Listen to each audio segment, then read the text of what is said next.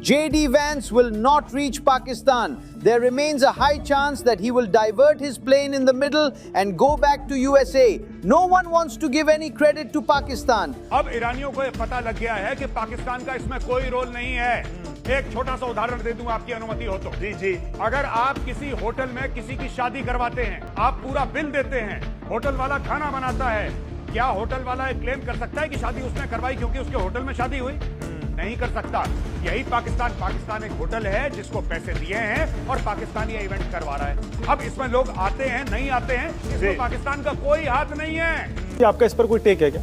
क्योंकि बहुत सारे पॉलिटिकल एनालिस्ट के जरूर कह रहे हैं कि इंडिया क्या कर रहा है, हम तो देखते रह गए और पाकिस्तान वर्ल्ड स्टेज पर इतनी बड़ी लीड ले गया, मीडिएशन कर रहा है। बताइए जरा, वहां पे यूएस ईरान दोनों आ रहे हैं, सब उनकी सुन रहे हैं। देखिए, इंडिया करता है ना करता, लेकिन पाकिस्तान क्यों कर रहा है इसकी तकलीफ है लोगों को। मीडिएशन, अगर ये मीडिएशन मान लीजिए जिनीवा में हो रहा होता, ये कतर में हो रहा होता, ये अगर फ्रांस में हो रहा होता, लंदन में हो रहा होता, तो हमें कोई तकलीफ नहीं होती। हमें तकलीफ ये है कि पाकिस्तान में क्यों हो रहा है। ये थे भारतीय मीडिया के तासुरात और जज्बात उन तारीखी लम्हात में कि जब मिडिल ईस्ट में 40 रोजा घुमसान की जंग के बाद अमेरिका और ईरान के हाई लेवल डेलीगेशन इस्लामाबाद में मुलाकात करने जा रहे थे पाकिस्तान की मेजबानी में। ईरान के वफ्द ने पार्लियामेंट के स्पीकर मोहम्मद बाकर कालीबाफ की क़यादत में अमरीकी नायब सदर जेडी वैंस और अमरीकी ऑफिशियल से 21 घंटे इस्लामाबाद में मुज़ाकरात किए। सारी दुनिया का मीडिया अपने कैमरों और रिपोर्ट्स के जरिए उन तारीखी लम्हात को कैद कर रहा था। उधर भारत में एक ही सवाल पूछ रहा था, ये इज्जत, आलमी पजीराई और शानदार सिफारती कामयाबी भारत के हिस्से में क्यों नहीं आई? तुम्हारे नीचे से डिप्लोमेटिक पूरी की पूरी चादर खींच कर ले गया पाकिस्तान और दुनिया में उसने नाम कमा लिया। अल्टीमेटली कांग्रेचुलेशन के मैसेज ईरान से, पाकिस्तान, अमेरिका से और चाइना से उसे प्राप्त हो रहे हैं, भारत को नहीं हो रहे हैं। और हम कहते हैं कि नहीं, हम चुपचाप अपनी कूटनीति, अगर कहीं ऐसा हो जाता कि यहां भारत बीच में आ जाता और भारत ने डील करवाई होती, अब तक तो भारतीय मीडिया में गदर बच चुका होता था सुबह से लेकर शाम तक कि भारत की कितनी बड़ी विजय हुई है, आप जानते नहीं है। यानी असल सवाल यह था कि क्या इंडिया मोदी की वजह से आलमी स्टेज पर तन्हा हो गया? आइए अवेकनिंग हिस्ट्री के आज के इस एपिसोड में हम इस गुत्थी को सुलझाते हैं।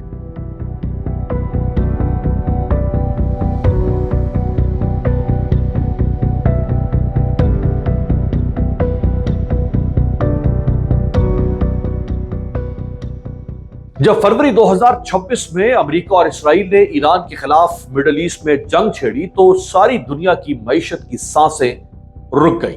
आलमी मंडी में ऑयल और गैस की कीमतें आसमान से बातें करने लगी। दुनिया भर में सिफारती महाज भी गर्म हो गया। आलमी रहनुमा और सिफारतकार फरीकैन में जंग बंदी के लिए मुतहर्रिक हो गए।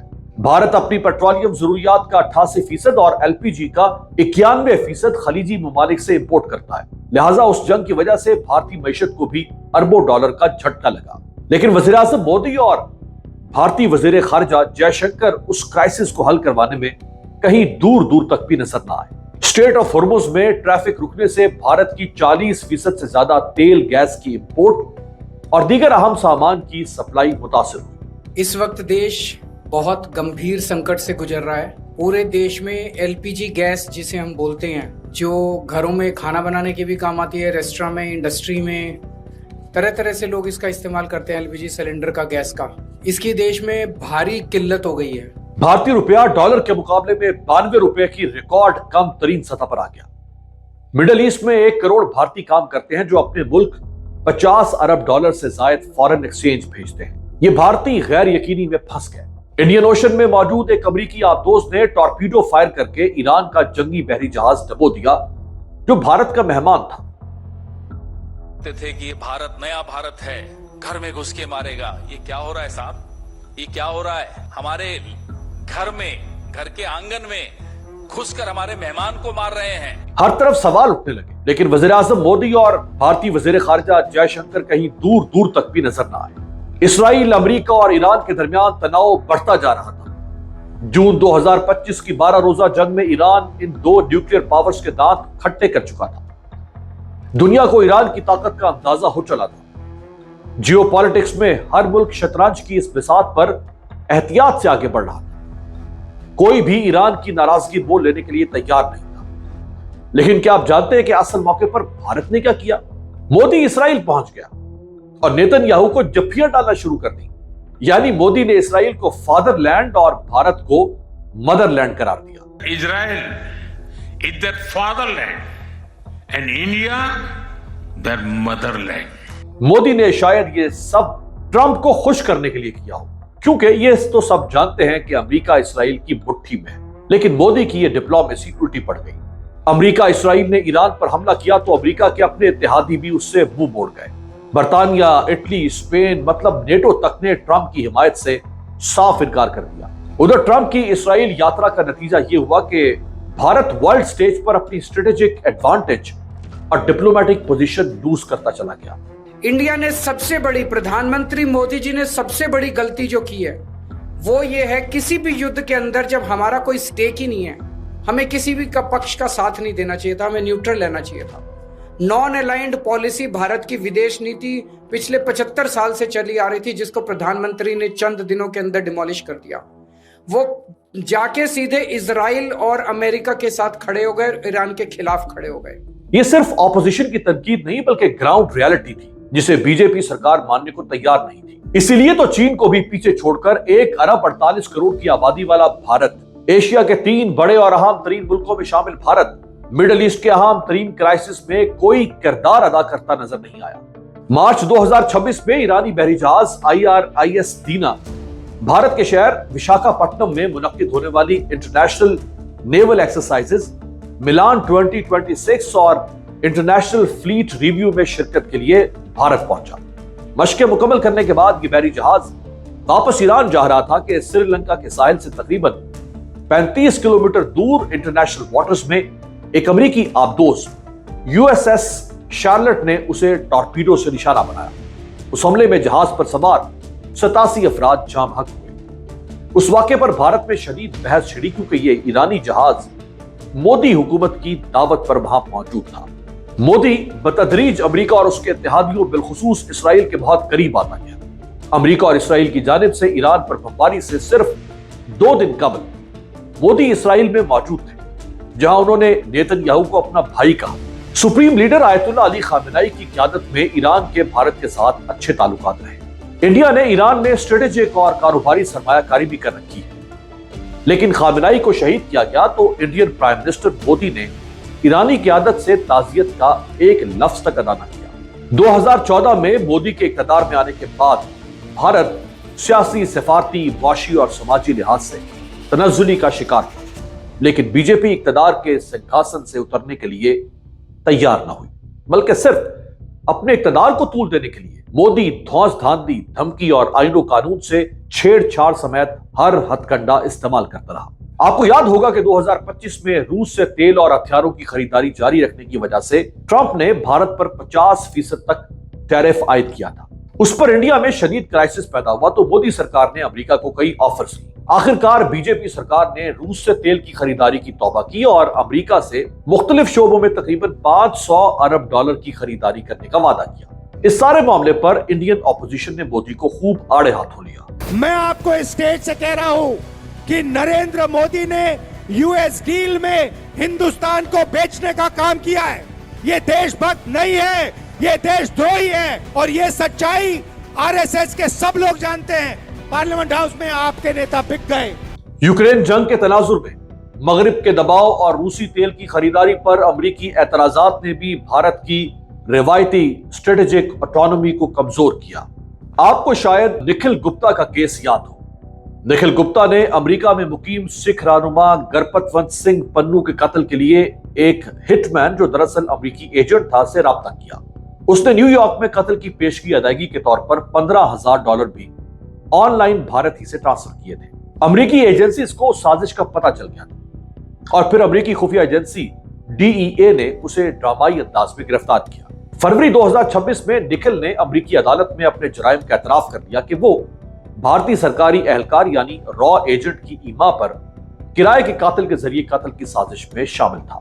कनाडा से लेकर लंदन और वॉशिंगटन तक भारतीय खुफिया एजेंसी रॉ की जानिब से सिख रहनुमाओं हरदीप सिंह नजर और गरपतवंत सिंह पन्नू को टारगेट करने की चौंका देने वाली खबरें सामने आई तो पूरी दुनिया में खलबली मच गई। उस वक्त के Canadian prime minister Justin Trudeau ने जो कुछ कहा वो इंडिया की सारी आलमी साख पर खाक डाल गया। Canadian security agencies have been actively pursuing credible allegations of a potential link between agents of the government of India and the killing of a Canadian citizen, Hardeep Singh Nijjar. Trudeau के सनसनीखेज इल्जामात और अमरीकी तहकीकात ने Indian agency raw के गिर्द ऐसा घेरा तंग किया कि दिल्ली की सिफारतकारी दिफाई पोजीशन पर आ गई, जिससे उसके आलमी इमेज को गहरा धचका लगा। लेकिन कहानी सिर्फ मगरिब तक महदूद नहीं रही, बल्कि इस जासूसी ड्रामे का एक खतरनाक मोड़ खलीजी मुल्क कतर में भी सामने आया, जहां भारतीय बहरिया के 8 साबिक अफसरान को एक खुफिया आबदोज प्रोग्राम की हसास मालूमात इसराइल तक पहुंचाने के जुर्म में रंगे हाथों पकड़ा गया। उन एजेंट्स को कतर में सजाए मौत सुनाई गई तो पूरे भारत में सफे मातम बिछ गई, और अगरचे तवील मिन्नत समाजत और खामोश सिफारतकारी के बाद उन्हें रिहा तो करवा लिया गया, लेकिन उस वाक़े ने यह साबित कर दिया कि अब दुनिया का भारत पर से एतमाद उठने लगा है। मई 2025 में भारत और पाकिस्तान के दरमियान एक शदीद मगर मुख्तसर जंग हुई। उसकी शुरुआत भी मोदी सरकार की जानिब से ऑपरेशन सिंदूर के तहत किए गए मिसाइल हमलों से हुई थी। जवाब में पाकिस्तान ने हमला शुरू किया, जिसमें पाकिस्तानी फौज ने इंडिया के राफेल और सुखोई जैसे कई जदीद तरीन तैयारे मार गिराए थे। पाकिस्तान की जानिब से इंडियन तैयारे गिराने के बाद मोदी सरकार पूरे जग में मजाक बनकर रह गई। India, Pakistan, that was going. In fact, planes were being shot out of there. Four or five, but I think 5 jets were shot down actually in India and Pakistan. They were going at it. 7 planes were shot down. 7 brand new, beautiful planes were shot down, and so that Pakistan and India were really going at it. And then it got worse and worse, and many planes were shot down. Bad things happened. 11 jets were shot down, very expensive jets. Geopolitics के बाज माहिरीन ने मालदीव में India out मुहिम और बांग्लादेश में भारतीय मसनूआत का boycott जैसी तहरीकों को मोदी की इलाकाई पॉलिसी की नाकामी का सबूत करार दिया। इसी तरह नेपाल के साथ भी सरहदी और सियासी मामलात पर कशीदगी से दुनिया को यह पैगाम गया कि इंडिया अपने पड़ोसी मुल्कों के अंदरूनी मामलात में बेजा मदाखलत करता है। ऐसा नहीं कि बीजेपी की हुकूमत सिर्फ सिफारती सतह पर नाकाम हुई, बल्कि उसके तवील दौरे हुकूमत में इंडिया सियासी तशद्दुद, अदम बर्दाश्त और मजहबी घुटन का इतना शिकार हुआ कि इससे पहले शायद कभी नहीं था। मकबूजा कश्मीर में आर्टिकल 370 की मनसूखी, शहरियत के मुतनाज़े कवानीन CAA और किसान एहतजाज के दौरान ताकत का इस्तेमाल आलमी सतह पर भारत के जमहूरी दावों के लिए शर्मिंदगी का बायस बने। भारत बड़े आलमी तजारती मुआहदों जैसे RCEP से बाहर रहा, जिसने उसे इक्तसादी तौर पर एशिया में तन्हा कर दिया। 2014 से अब तक नरेंद्र मोदी तीसरी बार भारत के वज़ीर आज़म बने हैं। वज़ीर आज़म बनने से पहले वो मुसलसल 13 साल तक रियासत गुजरात के वज़ीर आला भी रहे, लेकिन उनके पूरे दौर में इंडिया में मजहबी और सियासी आजादियों को कुचल कर रख दिया गया और इंतहा पसंद लोग हर शोबे पर गालिब नजर आए। साउथ एशिया जस्टिस कैंपेन की रिपोर्ट में इंकशाफ किया गया कि 2025 में भारत में इंतहा पसंदी और मावराए अदालत कार्रवाइयों में 50 से ज्यादा मुसलमान मारे गए। अमरीकी कमीशन बराए मजहबी आजादी USCIRF की रिपोर्ट 2026 में भारत में मजहबी आजादी की सूरत हाल को इंतहाई तशवीशनाक करार दिया गया। कमीशन ने अमरीकी महकमा खारजा को दोबारा सिफारिश किया है कि भारत को खुसूसी तशवीश वाले ममालिक CPC की फहरिस्त में शामिल किया जाए। हकीकत इससे भी कहीं ज्यादा पेचीदा है। 2014 से 2026 तक के अरसे में मुख्तलिफ रिपोर्ट्स, जिनमें USCIRF और ह्यूमन राइट्स वॉच शामिल हैं, वाज़ेह करती हैं कि भारत में मजहबी आजादी और अक़लियतों के तहफ़्फ़ुज़ पर संजीदा सवालात उठते हैं।